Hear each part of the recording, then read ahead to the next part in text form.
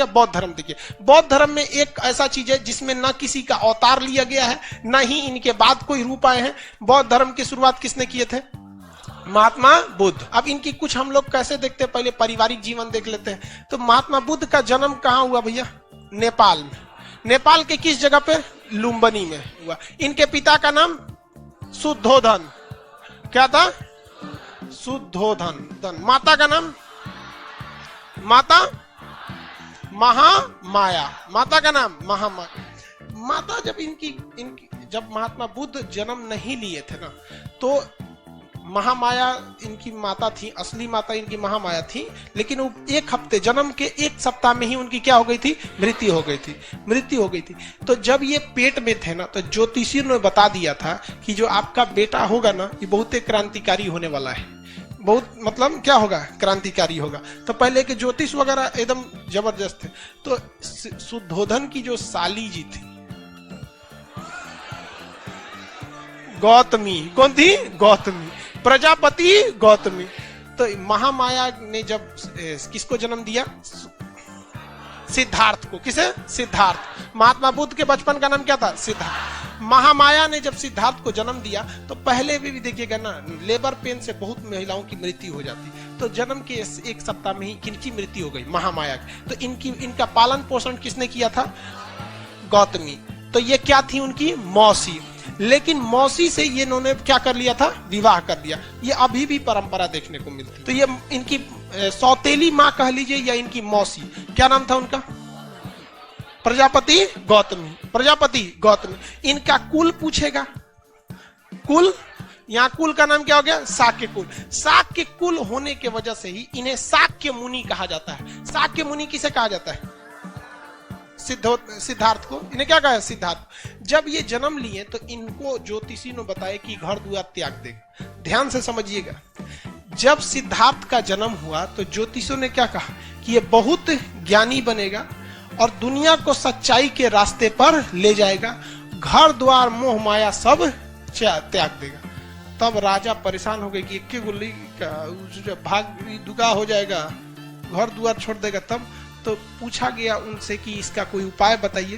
तो कहा कि सबसे सिंपल उपाय, अगर किसी का विकास रोकना है तो ब्याह करा दिए। सिंपल लॉजिक समझिए। बहुत ज्ञानी होगा, दुनिया को सच्चाई के रास्ते पर ले जाएगा, मोह माया सब त्याग देगा। इसका उपाय जो ये सब ना करे, ब्याह करा दे। समझ रहे हैं क्या लॉजिक है?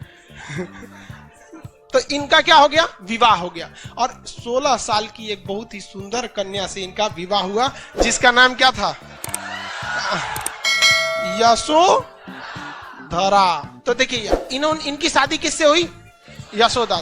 शादी विवाह बहुत ठीक ठाक से हुआ, सब कुछ सही चल रहा था। पत्नी में पूरा अजुराइल रहते थे। वो डेली सवेरे मेकअप करके बैठ जाती थी। पूरे ये खा लो, वो कर लो, ई कर लो, कबो मेहंदी लगाओ, कबो काजल लगाओ, कबो टकला हो, कबो चोटी करो, कुछ कुछ करते रहो। दुनिया मतलब उनको फुल टू यही पता था, बताया भी गया था कि भाई बहुत बड़े क्या होंगे? ज्ञानी हो जाएंगे। क्या होंगे? ज्ञानी। इनको आप ही का काम है कि इनको कंट्रोल करके रखना है। लेकिन महात्मा बुद्ध को ना, अब इनको ज्योतिषियों ने बताया था कि भाई क्या करना है, इनको तो छोड़ के जाएंगे। लेकिन इनके मन में एक वैराग्य, तो इनको कहा गया, इन्होंने कहा सिद्धार्थ ने कि हम महल के बाहर जाएंगे। तो ज्योतिष ने कहा कि ले हो गया कांड, जाएगा महल के बाहर, सारी सच्चाई देख लेगा, हो जाएगा चौपट। यही हो गया। पूरा चुनना उन्ना छिड़का दिया गया और पूरा पुलिस उलिस लगा दी गई। आइए एकदम तैयारी से गए थे महात्मा बुद्ध। लेकिन संजोग अजब होता है कि कोई में एगो बूढ़ा आदमी चला है, बीमार था, वृद्ध व्यक्ति, बीमार मतलब बूढ़ा था। तो बूढ़ा था तो उन्होंने महात्मा बुद्ध ने पूछा अपने सारथी से, इनके घोड़ा का जो नाम था, नाम क्या था? कंतक। घोड़े का नाम कंतक, चेटक उनका था। और इनके सारथी का नाम था चन्ना। सारथी मतलब समझते हैं? जो घोड़ा को लेके हाँकता है, चल चल चल। तो सारथी का नाम क्या था? चन्ना। क्या नाम था? चन्ना। चन्ना, सारथी का नाम चन्ना। तो सारथी चन्ना से पूछे कि ये वो आदमी ऐसे झुक के काहे चल रहा है? तो कहा कि महाराज बुढ़ा गया है वो। बुढ़ा गया, एकदम झड़ गया है रे, एकदम लुजुर पुजुर हो गया है, झड़ गया है। कहा कि महाराज सब आदमी झड़ जाएगा, ऐसे ही आप भी बुढ़ा जाइएगा। काका हम बुढ़ा जाएंगे? तो इतना उठपटांग लगेंगे। तो कहा हाँ, कहेंगे भाई सबको जाना है यहाँ से।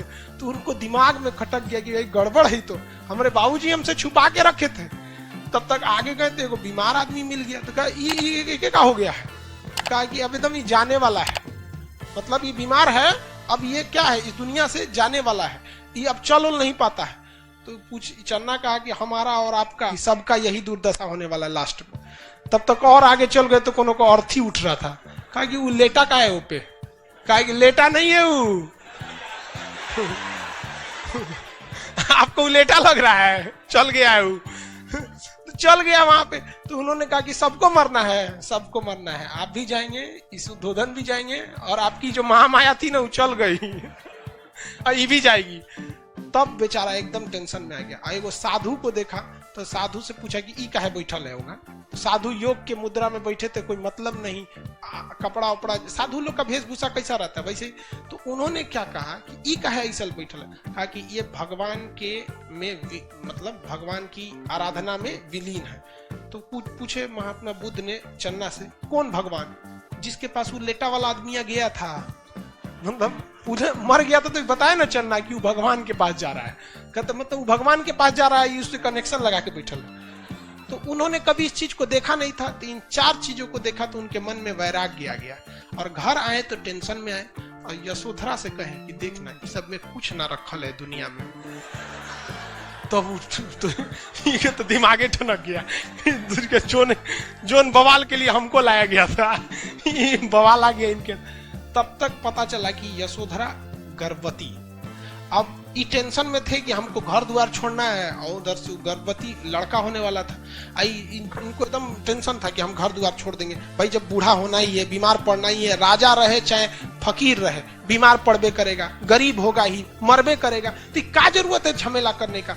तब तक वहां पे लड़का हुआ महात्मा बुद्ध का। तो नौकरानी सब पहले खुशखबरी लेके आती थी, जो पहले लाता था ना उसको कुछ गिफ्ट मिलता था, राजा वजा दे देता था सब। तो लेके आए तुरंत, महाराज की जय हो, यशोधरा को पुत्र हुआ है, तो बेटा हुआ है। तो बेटा का खुशी भारत में कुछ ज्यादा रहता है। समाज है, पुरुष समाज है, समझ में आ गया कि नहीं? बेटी का अभी भी मतलब, अब तो शहरों में थोड़ा सा कम है, लेकिन गांव में अभी भी मान के चलिए, अगर किसी को एगो बेटा नहीं है ना, तो एगो बेटा के इंतजार में 9 गो बेटी पैदा कर सकता है। वो फुल स्टॉप तभी मारेगा जब एगो उधर बेटा लग जाए, नहीं तो कॉमा दे के आगे बढ़ते रहेंगे।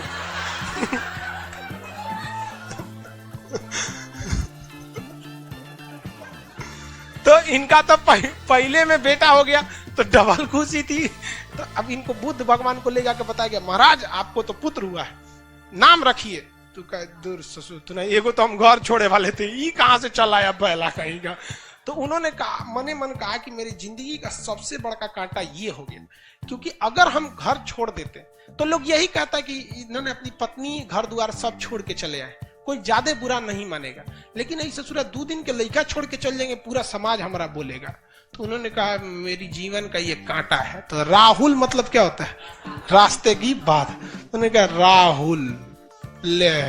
तो उनको लगा, ये नौकरनिया को लगा कि नामे रख दिए, जितना बुद्धि उतने सोचेगी ना। नाम हो गया, बेटा का नाम क्या हो गया? राहुल। बेटा का नाम राहुल। लेकिन उन्होंने तो अपने लिए इसे क्या समझ लिया था? बाधा। लेकिन उन्होंने कह दिया कि हम घर द्वार छोड़ छाड़ के जाएंगे, हमरा ये सब में नहीं करना है। अब ये परेशान थी यशोदा कि हम कहाँ जाएंगे रे पकड़ो, हमरा एगो बियाह शादी हो गया, एगो लड़को हो गया, अब कहाँ जाएंगे हम। ये परेशान थी, बहुत मनाने की कोशिश की, लेकिन नहीं माने, घर द्वार छोड़ दिए। 29 साल की अवस्था में, कितने साल की अवस्था में? अपना घर द्वार को क्या कर दिया इन्होंने? छोड़ दिया। एक राजा के जीवन को छोड़कर एक सन्यासी की जीवन जीने के लिए इन्होंने सोच लिया। आलार्क राम से इन्होंने सांख्य दर्शन की क्या ले लिया? शिक्षा ले लिया। रुद्रक राम से इन्होंने योग दर्शन की शिक्षा लिया। लेकिन देखिए, सांख्य दर्शन की शिक्षा भले इन्होंने आलार्क कलाम से लिया था, लेकिन क्या आलार्क कलाम ने सांख्य दर्शन लिखा था? नहीं। सांख्य दर्शन किसने लिखा था? कपिल। अब ये तो समझ में आ गया। तो रुद्रक राम से इन्होंने क्या, कौन सी शिक्षा लिया? योग दर्शन। रुद्रक राम से योग दर्शन की। लेकिन कहेगा कि महात्मा बुद्ध आलार्क कलाम और रुद्रक राम, आलार्क कलाम से सांख्य दर्शन और रुद्रक राम से योग दर्शन, अलार कलाम और सांख्य दर्शन, इन दोनों में महात्मा बुद्ध जो थे वो रुद्रक राम को ज्यादा मानते थे या प्रिय मानते थे या अलार कलाम को? तो रुद्रक राम को। किसे? रुद्रक। इसलिए जब भी देखेंगे महात्मा बुद्ध को योग के मुद्रा में ही आप देखेंगे। जब भी महात्मा बुद्ध की मूर्ति, यहाँ का मूर्ति अच्छा शिवानी लेती गई, एक तो महात्मा बुद्ध की मूर्ति ले देना जी अशोक यहाँ पर, वाह। तो देखेंगे ना, जब भी महात्मा बुद्ध को किस रूप में देखेंगे? योग की मुद्रा में देखेंगे। अब ये अपने मित्रों के साथ, महात्मा बुद्ध अपने मित्रों के साथ चले गए उत्तर प्रदेश में। कहां पर? उत्तर प्रदेश में। उत्तर प्रदेश यूपी में एक जगह है सारनाथ। क्या नाम है? सारनाथ। सारनाथ में एक जंगल है जिसका नाम मृगदाब वन। कौन सा वन? मृगदाब। इस मृगदाब वन में वो अपने 5-6 मित्रों के साथ बैठ के और क्या करने लगे? तपस्या करने लगे। योग दर्शन तो रुद्रक राम से सीख ही लिए थे। योग की मुद्रा में बैठ के कठोर तपस्या करने लगे कि हमें सच्चाई क्या है, गलत क्या है, इस सब का क्या मिल सके? ज्ञान मिल सके। तो ये सारी चीजों का ज्ञान मिलने के लिए इन्होंने कहां पे चले गए? सारनाथ। तो सारनाथ में बैठ के इन्होंने काफी सारे क्या किया था? तपस्या किया। लेकिन उस तपस्या से कोई खास फायदा नहीं मिला। कई साल बीत गए सब तपस्या के, कुछ मिल ही नहीं रहा था। तो अचानक उनको एक महिला दिखी। उस जंगल में क्या मिली? महिला। तो सारे लोग ध्यान लगाए थे। अब महात्मा बुद्ध ऐसे महिला को देखे, अरे हंसता क्या लिए? समझा रहे हैं तो समझो ना। पहले धार्मिक मामले में मजाक मत ही क्या करो, कबो भी किसी पे कुछ भी हो जाता है। इसलिए तो उन्होंने देखा ये महिला क्या करने आई है, तो देखा कि बाकी सब दोस्त ध्यान लगाए हैं, सब तो लोग ध्यान लगाओ। महिला से पूछे क्या बात है, तो उन्होंने बताया था कि वीणा, जो वीणा बजाया जाता है, इसको इतना ना हुमच के खींच दीजिए कि टूटिए जाए वीणा, तो ये भी गलत है। और आराम से वीणा को रगड़ेंगे तो संगीत ही नहीं निकलेगी। मतलब वीणा को रगड़ने के लिए क्या होनी चाहिए? एक लय होना चाहिए। इतनी कठोर तपस्या करेंगे तो भगवानों डरा जाएगा कि कब्जा करने आ रहा है कि तपस्या करने आ रहा है। तो उन्होंने, उनको दिमाग आया कि भाई हमको इस तरह से तपस्या नहीं करना है। तो यूपी में पूरा का पूरा फाउंडेशन कोर्स किए 6 साल तक। मतलब बात समझिए, सारनाथ में ज्ञान मिल ही नहीं रहा था। तो वो कहाँ आए? बोध गया। कहाँ आए? बोध गया। बात समझिए, हम आपको पढ़ाने के लिए करें। यहाँ आए बोध गया में। अब बोध गया किस नदी के किनारे है? फाल्गु नदी। इसका एक और नाम बता सकते हैं? निरंजना नदी। फाल्गु या निरंजना नदी के तट पर बैठकर, फाल्गु या निरंजना नदी के तट पर बैठकर वहां एक विशाल पीपल वृक्ष के नीचे बैठे। पीपल वृक्ष वगैरह जो था वो थोड़ा सा सांस, हवा वगैरह भी क्या देता है? शुद्ध देता है। दूसरा छाया वगैरह मिल जाती है। उसी के नीचे बैठकर तपस्या करने लगे। सामने कौन सी नदी है? फाल्गु नदी। और तपस्या कर रहे हैं। और एक वैशाख पूर्णिमा का दिन आया, और वैशाख पूर्णिमा के दिन महात्मा बुद्ध को क्या मिल गया? ज्ञान की प्राप्ति आ गई। ऐसा कहा जाता है कि जब उन्हें ज्ञान की प्राप्ति हुई तो उनके शरीर से मतलब प्रकाश निकलने लगा, शरीर सुगंधित हो उठा। इससे उनको ज्ञान की प्राप्ति हो गई। अब वो सच क्या है, गलत क्या है, इस सब में एकदम पूरी तरह से पारंगत हो गए। महात्मा बुद्ध के साथ जो कुछ घटना हुआ है वो सब का सब वैशाख पूर्णिमा के दिन हुआ है। चाहे वो जन्म हो, चाहे वो मृत्यु हो, चाहे वो ज्ञान की प्राप्ति हो। वैशाख पूर्णिमा के दिन क्या हो? एक विडंबना देखिए, मान के चलिए कि जन्म हो गया तो जन्म हो गया, ज्ञान भी उसी वैशाख पूर्णिमा के दिन मिला। जैसे मान के चलिए कि ऐसा आदमी हो जिसका जन्म 1 जनवरी को, सदियों 1 जनवरी को, मरियो जाए 1 जनवरी को, तो एक तो अजीब टाइप का लगेगा ना भाई, तो बड़ी कॉमन हो गया। वैसे इनके साथ हुआ था। तो इनको ज्ञान की प्राप्ति हो गई। अब ज्ञान प्राप्ति के बाद ये सबसे पहला उपदेश जानते हैं किसको दिए हैं? वापस गई सब कारे बबुआ बैठले ले तू लोग, ज्ञान वगैरह नहीं मिला। देखो हमरा बिहार से गए थे, बिहार में ज्ञान प्राप्ति हो गया। और इन्होंने आके सारनाथ में उन्होंने क्या किया? अपना पहला उपदेश दिया। तो महात्मा बुद्ध का पहला उपदेश, महात्मा बुद्ध का पहला उपदेश सारनाथ में। किस भाषा में ये उपदेश दिया? इनकी भाषा तो कौन सी? पाली। इनकी भाषा पाली। अभी भले पाली भाषा प्रचलन में नहीं है, लेकिन उस समय की सबसे बेहतरीन भाषा कौन सी थी? पाली भाषा। तो अलग अलग वक्त में भाषा थोड़ी थोड़ी क्या होती रहती है? चेंज हो जाती है। अभी इंग्लिश बोलने वाले को लोग आदमी थोड़ा इलीट क्लास का समझता है। तनी पुलिस स्टेशन में चाहे सरकारी ऑफिस में जाके इंग्लिश में 10 मिनट बतिया दीजिए ना, आधा कर्मचारी से रखने लगता है, महाराज अंग्रेजी बोला था देखो ना का हो। तो हमेशा थोड़ा थोड़ा समय में ना भाषा थोड़ी सी चेंज होने लगती है। तो इन्होंने कौन से भाषा में उपदेश दिया? पाली भाषा। और पाली भाषा में जब इन्होंने उपदेश दिया तो लोगों को वो उपदेश काफी पसंद आने लगे। इसी बीच इनको बुलाया गया यूपी का ही एक जगह है श्रावस्ती। क्या नाम है? श्रावस्ती। श्रावस्ती उत्तर प्रदेश का ही, नेपाल से सट के है जगह श्रावस्ती।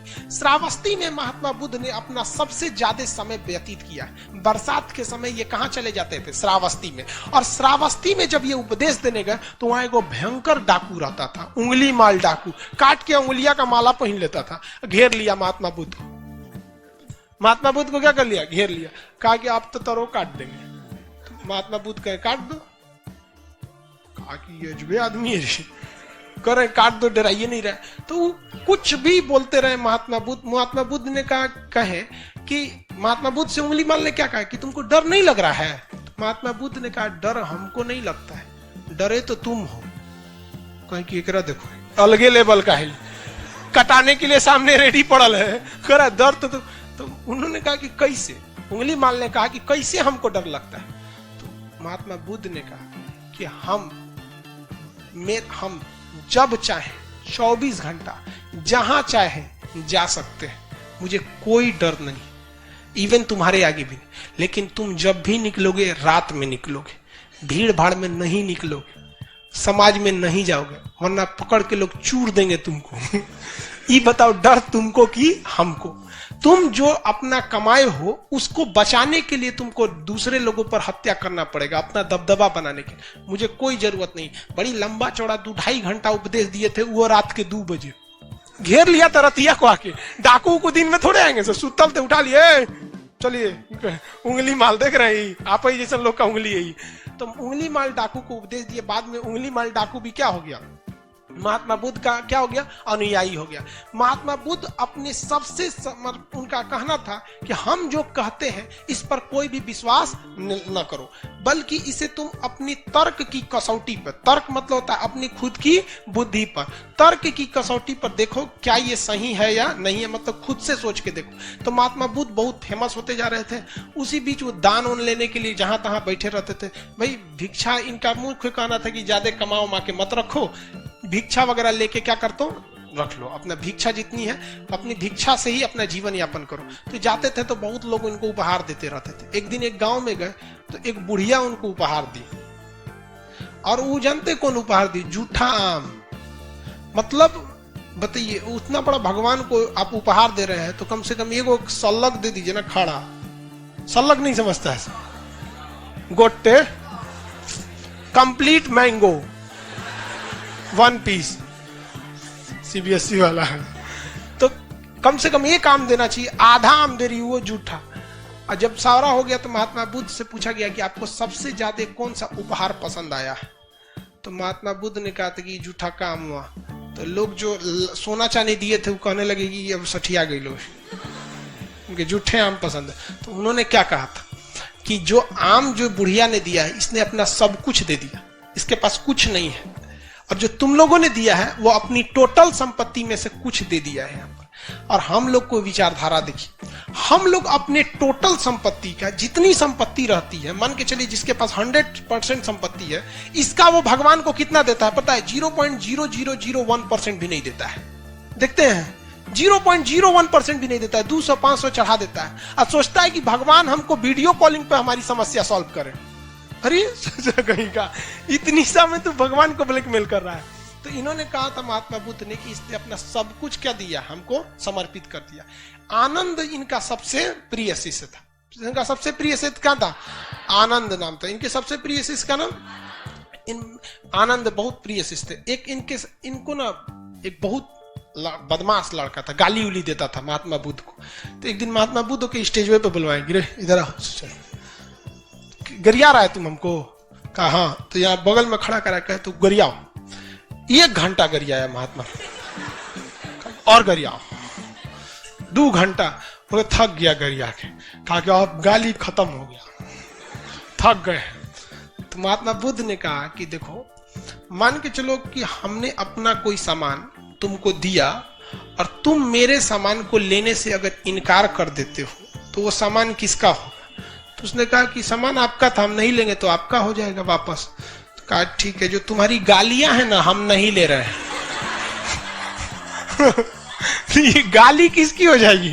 कहा कि गुरुजी तो सब हमारो जी तो महात्मा बुद्ध का बहुत बड़ा क्या हो गया, चेला हो गया। लेकिन ये आनंद महात्मा बुद्ध से कहता था कि महाराज खाली आप ऐसे साधुअन को लेके घूमते हैं, महिलाओं को भी शामिल कीजिए। बदमाशी बहुत करता था। अरे भाई देखिए, आप इस चीज को ना अन्यथा में नहीं लेंगे तो महात्मा बुद्ध का महिला उला को शामिल मत करना। महिला को शामिल करोगे हमेशा परेशान रहोगे, टाइम से आएगी सब नहीं, बैच चालू होने के बाद आएगी सब, तो परेशान होकर रह जाएगा। कितना समझा के रख दो टाइम से नहीं आएगी सब। वैसे ही भाई उनमें साधुओं की सभा होती थी, सब साधु अपने में ध्यान में रहेंगे। लड़की सबका लेट कौन सी में होता है? हाँ, लड़का का कभी लेट होता है नहीं, वो तो लॉज में निकलने के बाद बटन बंद करता है। बाल उल्टी करे, चल चल। रूम से निकलेगा तब चप्पल पहनेगा, इसे फंसा के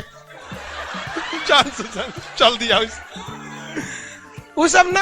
अरे बाप रे बाप, क्लास भाड़ में जाए, क्लास जरूरी थोड़े, कबो हो सकता है। तो महात्मा बुद्ध शुरुआत में महिलाओं को बौद्ध धर्म में समाने के लिए तैयार नहीं थे, लेकिन ये बार बार कहता था आनंद महाराज जरूरी है, समझ नहीं रहे हैं आप।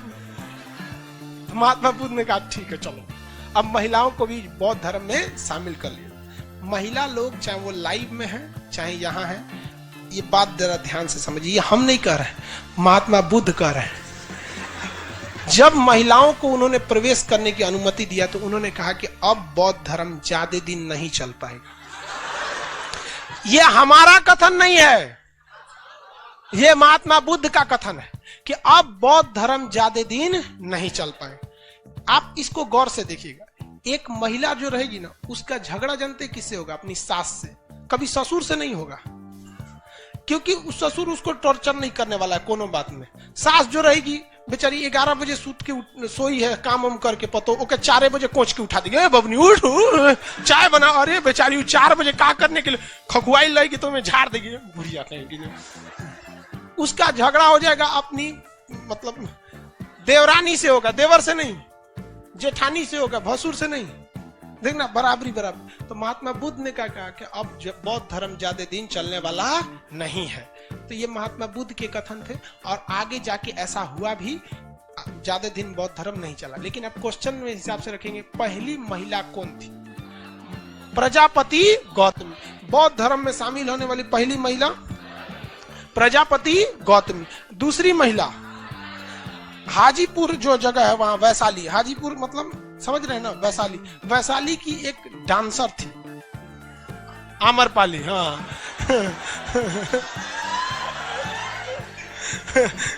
कर, हाँ सर आम्रपाली लग रहा है कि गौए की थी। कहाँ घर है? हाजीपुर। अच्छा, तो वहां की एक तो डांसर थी, आम्रपाली नर्तकी थी। अब वो भी क्या हो गई, बौद्ध धर्म में शामिल हो गई। बौद्ध धर्म ने सबसे लोगों को कहा कि देखिए आपको कठोर नियम पालने की जरूरत नहीं है। बौद्ध धर्म ने 3-4 सिद्धांत दिया, अष्टांगिक मार्ग दिया, सत्य का सिद्धांत दिया और उसके बाद उन्होंने त्रिरत्न दिया, बुद्ध धम्म और संघ। बुद्धम शरणम गच्छामि, धम्मम शरणम, संघम शरणम गच्छामि और धम्मम शरणम गच्छामि। ये उनके त्रिरत्न है। ठीक है, आज के लिए इतना ही।